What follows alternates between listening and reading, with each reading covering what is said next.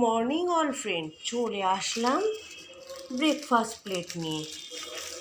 Sunday মানেই ছুটি, আর ছুটি মানে গরম গরম ফুলকো লুচি, আর সাথে রেখেছি কাবলি ছোলা আর পনির দিয়ে তরকারি। এটা কিন্তু আমার হাতের নয়, কাকু করেছেন, তাই আর কি ব্রেকফাস্টটা সেরে ফেলবো এটা দিয়ে। ভীষণ সুন্দর।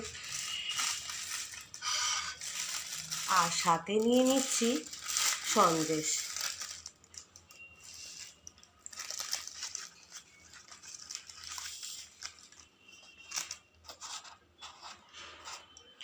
ব্যাস, এই হলো আজকে আমার ব্রেকফাস্ট প্লেট।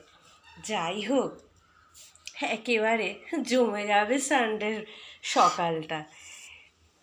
আমার মতন কারা এরকম ফুলকো লুচি খেতে ভালোবাসেন?